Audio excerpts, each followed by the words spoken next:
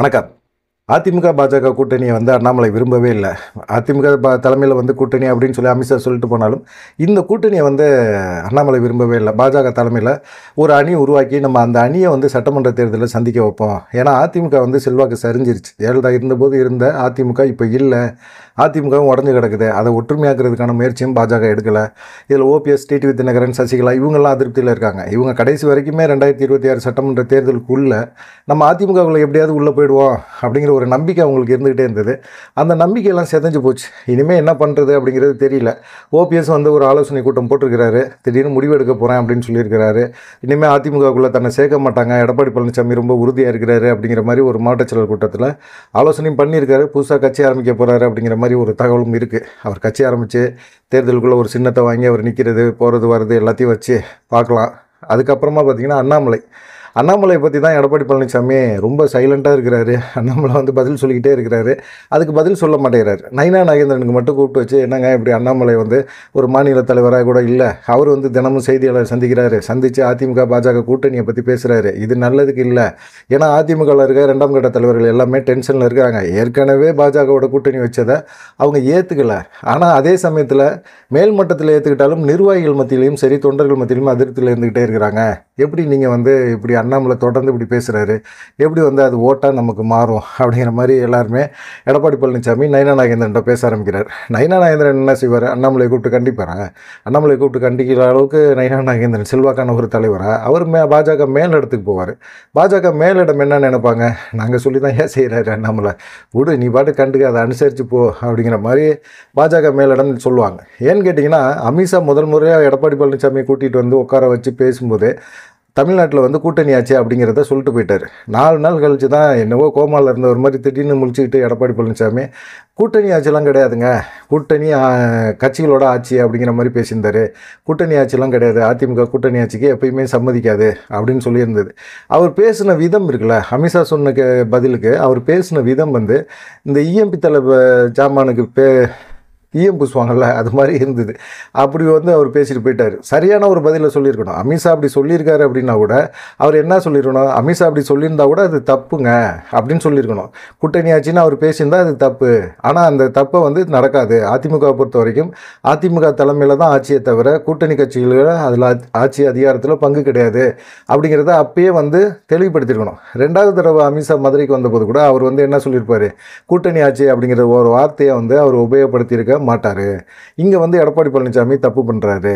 எதுக்காக தப்பு பண்ணுறாரு? எதுக்காக இவ்வளோ சீக்கிரமாக போய் கூட்டணி அமைச்சார்? இப்போ பாஜக இருக்கிறனால தான் திமுக கட்சியை உடச்சி கூட்டணி கட்சிகள் எல்லாமே வர்றதுக்கு தயக்கம் காட்டிக்கிட்டே இருக்கிறாங்க. இப்போ இந்த தயக்கம் தான் வந்து இப்போ பயங்கர பேச்சாக இருக்குது. ஏன்னா இப்போ 2 நாளைக்கு முன்னாடி கூட வைகை செல்வன் வந்து திருமாவளவனை திருச்சியில் சந்தித்து பேசினார். பேசு தமிழாக பேசுன்னு ஒரு புக்கை கொடுத்தாரு, பேசினார். அரசியல் இல்லைன்னு சொன்னார். இன்றைக்கி காஞ்சிபுரத்தில் அவர் பேசும்போது கூட திமுக கூட்டணி கட்சிகளில் ஓட்ட விழுந்துருச்சு அப்படின்னு சொல்லி ஒரு கோடை கொடுக்குறாரு. இதை வச்சு நீங்கள் புரிஞ்சுக்கங்க, திமுக கூட்டணி வந்து இந்த சட்டமன்ற தேர்தலில் கண்டிப்பாக அந்த கூட்டணி அப்படியே இருக்காது, உடையும் அப்படிங்கிற மாதிரி இருக்காங்க.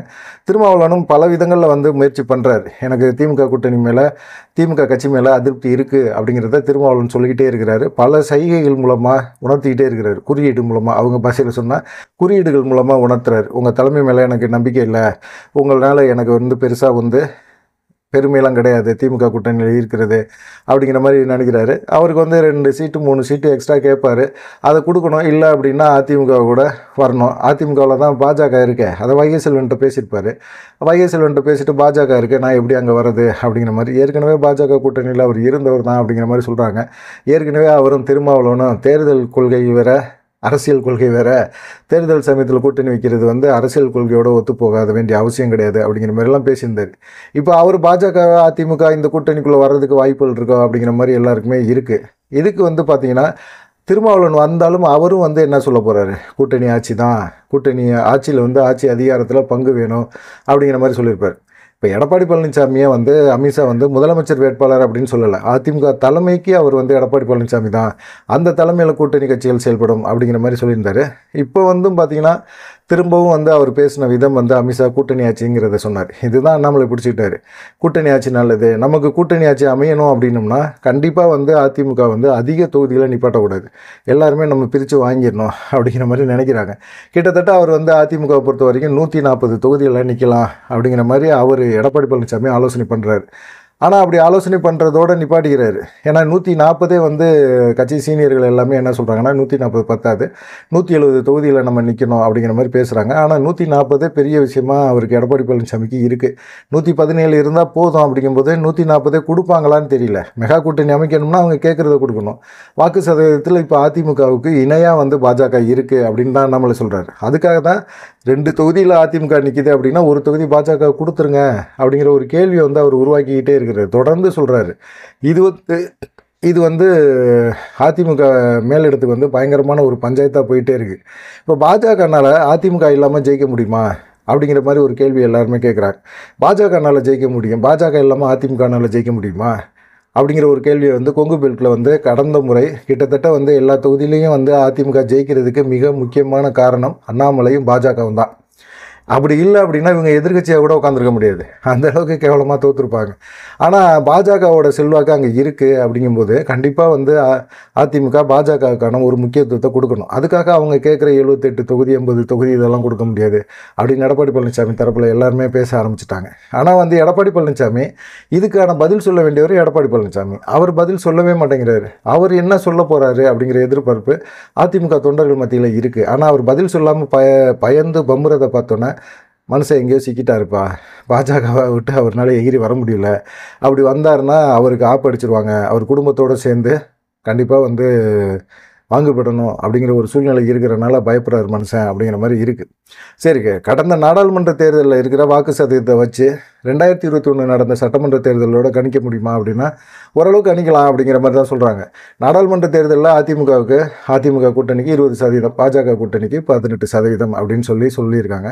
இதில் நாங்கள் 18% வச்சுருக்கோம், 2% தான் அதிகமாக நீங்கள் வச்சுருக்கிறீங்க அப்படிங்கிற மாதிரி சொல்கிறாங்க. எல்லாமே பாஜகவுக்கு வந்த கூட்டணி கட்சிகளோட சேர்ந்து தானே 18%, பாஜகவுக்குன்னு தனியாக 11% அப்படின்னு வச்சா கூட பாஜக நிற்கிற வேட்பாளர்கள் நிற்கிற தொகுதியை வச்சு மட்டும் கணக்கிட்டு 11% சொல்கிறாங்க. அது எனக்கு சரியான ஒரு சதவீத கணக்கே கிடையாது அப்படிங்கிற மாதிரி பேசுகிறாங்க.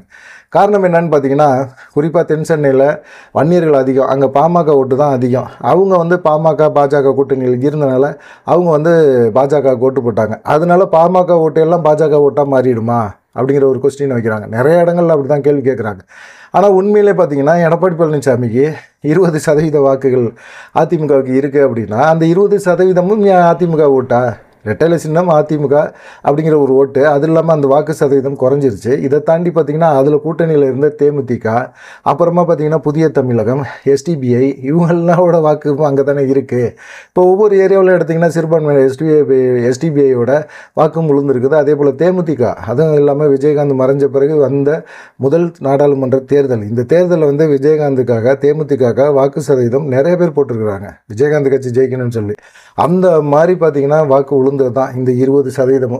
எடப்பாடி பழனிசாமிக்காகவோ இல்லை ரெட்டைலை சின்னத்துக்காகவோ இல்லை அதிமுகவோ உழுவலை.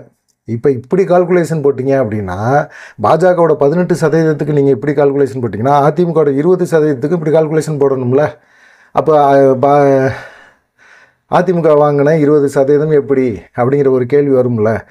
இப்போ அந்த கேள்வியை தான் இப்போ பாஜகக்காரங்க எல்லாருமே கேட்க ஆரம்பிக்கிறாங்க. நீங்கள் வந்து இப்போ இந்த கால்குலேஷன் போட்டிங்கன்னா நாங்கள் இந்த கால்குலேஷன் போடுவோம், உங்களுக்கான வாக்கு சதவீதம் ரொம்ப சரிஞ்சிருச்சு. இப்போ அண்ணாமலை சொல்கிறது தான் கரெக்டு.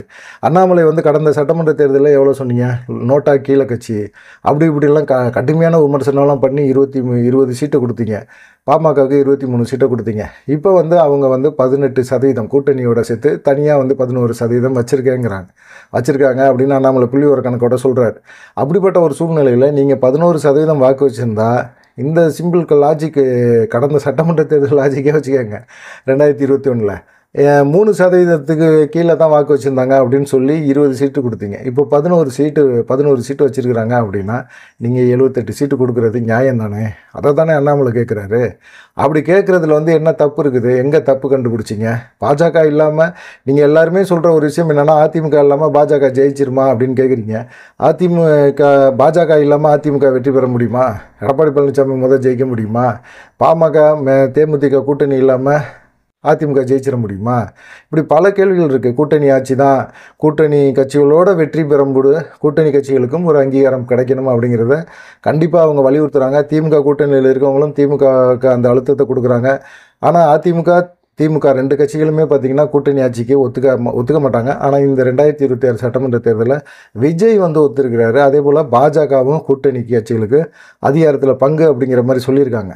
இதெல்லாம் பார்க்கும்போது கண்டிப்பாக வந்து ஒன்று விஜய் முதலமைச்சராக வரட்டும், இல்லைன்னா பாஜகவில் அண்ணாமலை முதலமைச்சராக வரட்டும்யா அப்படிங்கிற எண்ணத்துக்கு பாஜக வந்துட்டாங்க. கூட்டணி கட்சிகளும் பார்த்திங்கன்னா பாஜகவோட நிலைப்பாடையும் ஓரளவுக்கு கரெக்டாக இருக்குது அப்படிங்கிற மாதிரி எண்ணத்தில் இருக்காங்க. அதே போல் வந்து பார்த்திங்கன்னா அந்த சைடு விஜயோட நிலைப்பாடும் வந்து சரி அப்படிங்கிற மாதிரி எண்ணம் இருக்குது அப்படிங்கிற மாதிரி சொல்கிறாங்க. வந்தோடனே விஜய் ஒரு தூக்கி விட்டுறக்கூடாதுல்ல, அதுக்காக அண்ணாமலைக்கு இந்த சைடு தமிழக பாஜகவில் வந்து கொஞ்சம் சப்போர்ட் பண்ணுவோம், ஆதரிப்போம். நமக்கு வந்து தேர்தல் கொள்கை வேறுப்பா, அரசியல் கொள்கை வேறு. தேர்தல் சமயத்தில் நாங்கள் என்ன வேணாலும் நிலைப்பாடை எடுப்போம் அப்படிங்கிறத இப்போ திமுக கூட்டணியில் உணர்ந்திருக்காங்க. இதை தான் வைகை செல்வனும் சொல்லிகிட்டு இருக்காரு அப்படிங்கிற மாதிரி ஒரு கருத்து பரவிட்டு இருக்கு.